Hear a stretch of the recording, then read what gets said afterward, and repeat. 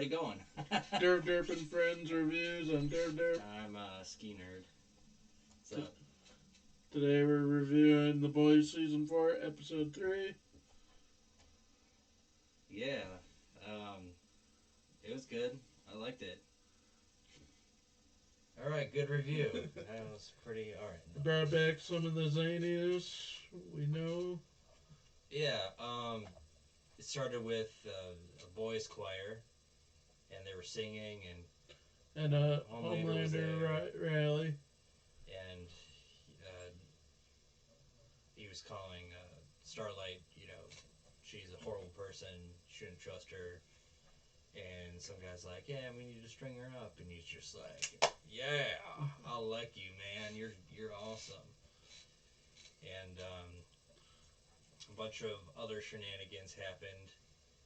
You got a meetup with Butcher and Ryan.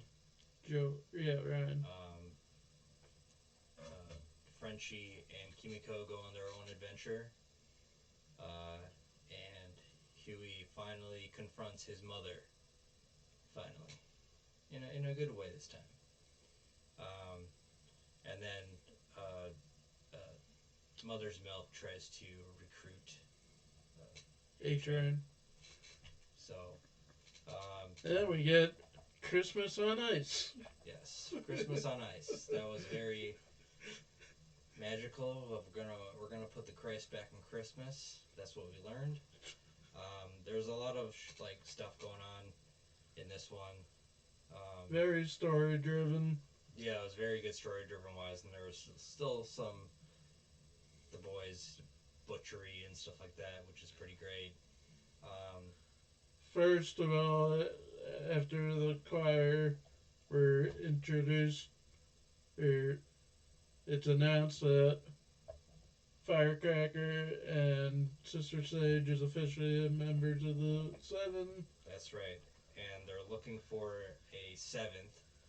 So another character is going to come around maybe someday. And Sister Sage is pissed off at Homelander because she says she wants to be in the background, but he doesn't want to hear it. He is very petty, as he says.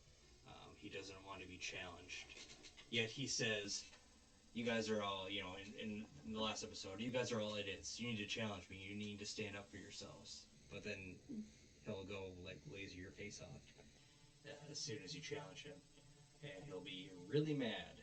As we can tell, he's very childish, especially around Ryan. He just wants Ryan to do what he wants. He doesn't think about Ryan's feelings, only his own. Throughout the entire time he's being a dad. That's why in season 2, when he pushed Ryan off the house. He was just trying to make him fly. Sometimes that's the best way to do it. And so after that we have what did happen after that?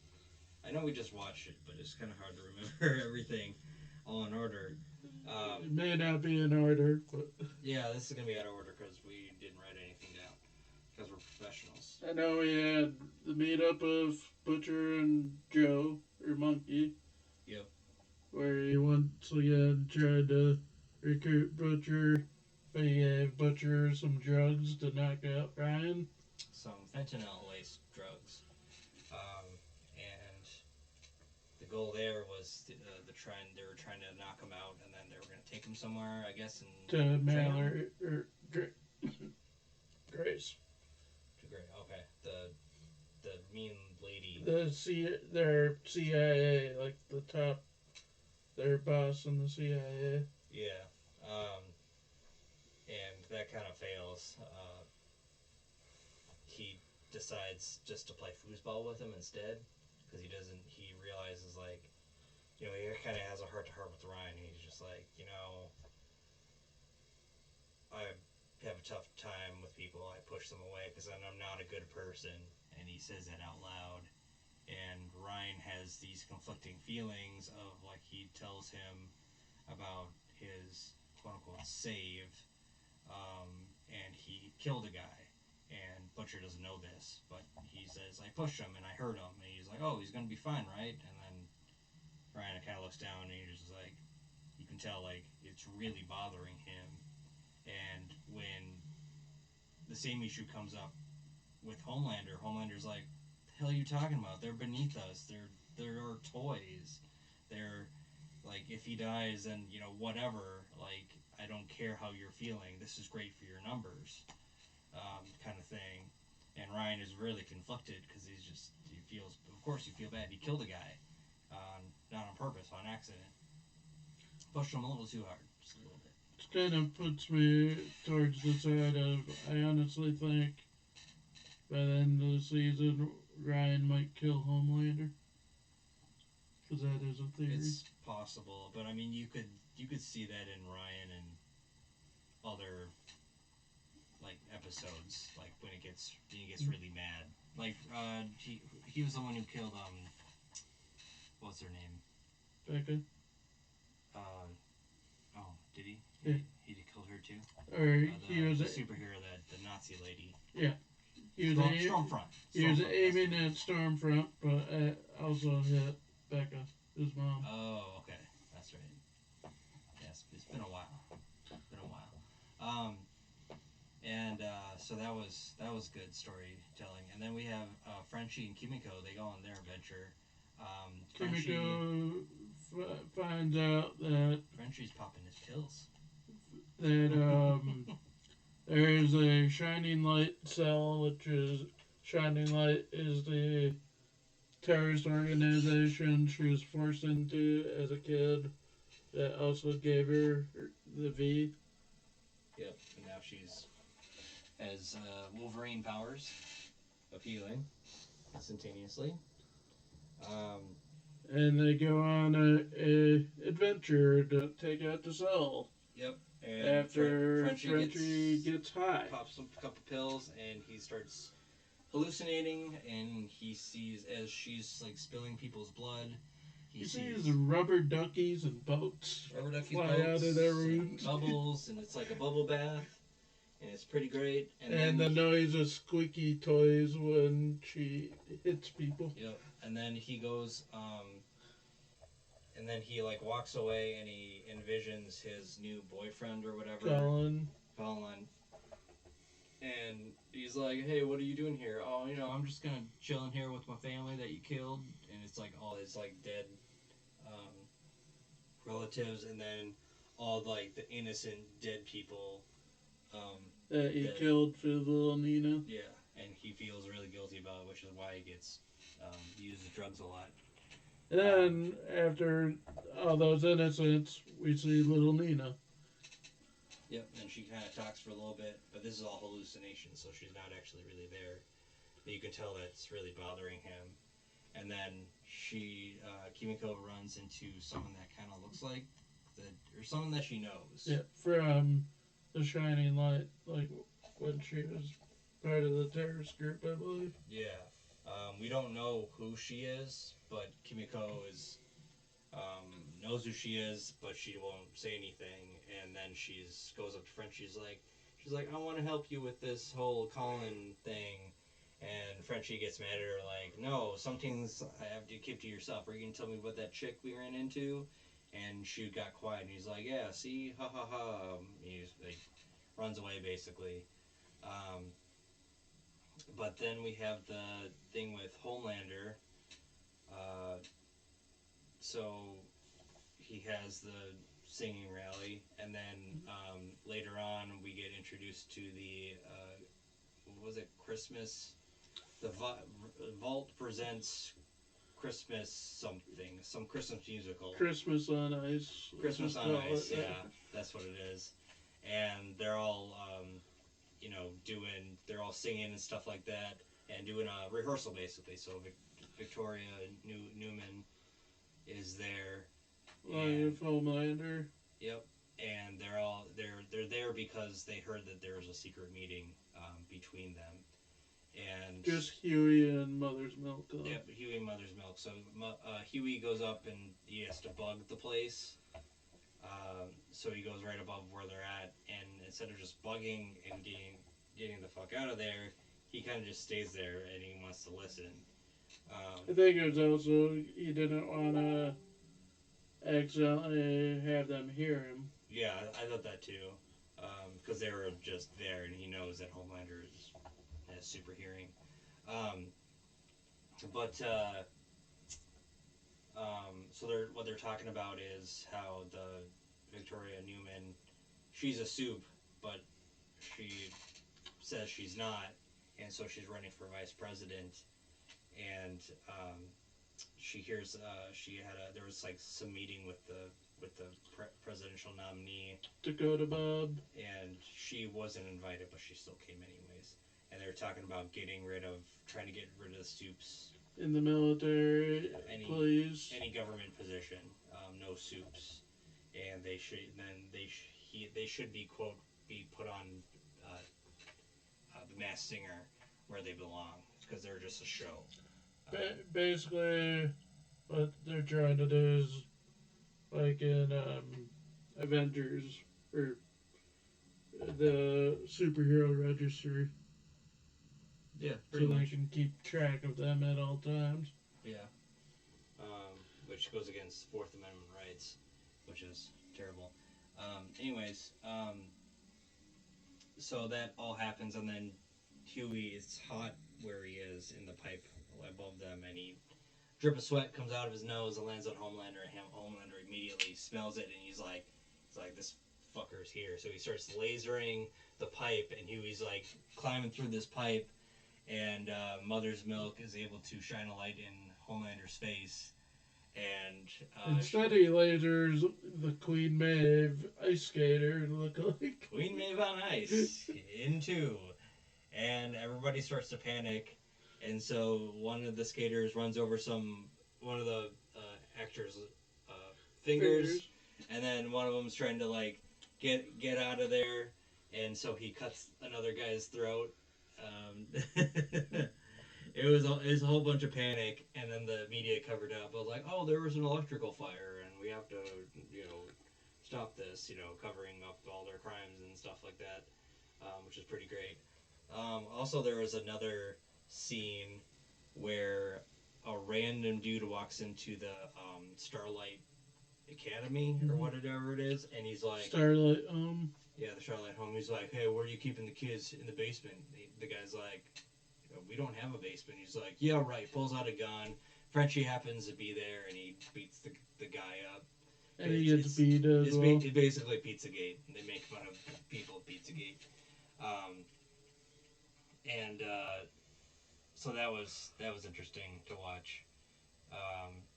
Then there's a thing between Starlight and Firecracker. Firecracker starts making accusations like, oh, I didn't have to suck a guy's dick to get to the 7 like other female superheroes. Turns out Starlight and Firecracker know each other from the pageant days.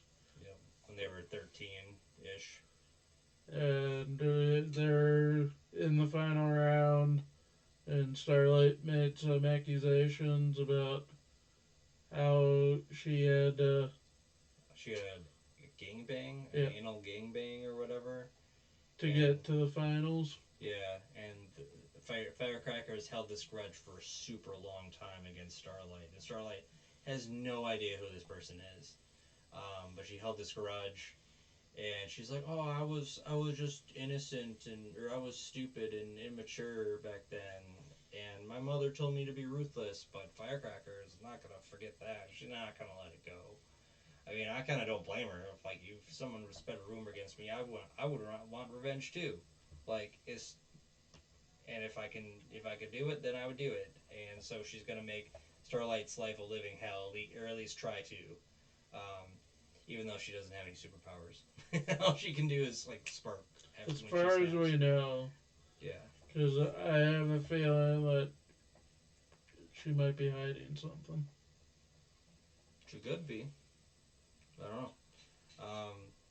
But it seems like she's Sister Sage is recruiting people for the mind games, the big kind of chess moves from behind the scenes. um, which is cool. I want to see how that goes. Um, and It goes like that. what? It's Welker. Oh, okay. All I heard was, I want to see how that goes, and I'm like, it goes like that. Yeah. Oh, this is our friend Welker, and he's on, and someone else popped on too. That would be Ops. Yep. Yeah, we're in the middle We of were our just review playing right now, zombies. so you guys can chime in if you want. But I think we're almost done. Yeah. But let's see. Firecracker wants revenge, and she's like goes up to Starlight and says, "Do you remember what you said to me? Like after you when I asked to see like if it was you?" She's like, "No, I don't remember. I don't even remember who you are." And she's like, "You told me I don't talk to fat sluts," and it kind of like she had to leave the pageantry after that, and she's held a grudge since. So, yeah, we'll see if she gets her revenge or how she gets her revenge if she does. In the upcoming season, or maybe they'll save it for the next season. I don't know, I doubt it. but yeah, I feel like they're gonna do something with that. Because it feels like this is the fact that we don't doesn't seem like Firecracker really has any powers. I don't think she's gonna live long. No, and then like the last scene was Ryan coming home back to the tower, and Homelander catching him. He's just like, "Hey, where were you?" He's like, he made up a lie about, "Oh, I had to go get some Coney Island hot dogs," and Homelander's like, "I know you're lying. For you were with Butcher, weren't you? I can smell him on you. Like I didn't know that he was that good with his nose that he could smell." I'm pretty sure it people. was Mark because he can read their their heartbeats and tell when they're lying. Well, remember when the sweat came down? He knew it was Huey. He's like, that smells like Huey. That's why he started zapping right away. Um, and so he knows if you can tell their sense like a, like Wolverine, he can go up, he just smells and he can pick up on people's sense. Homelander has the heightened smell sense, I guess.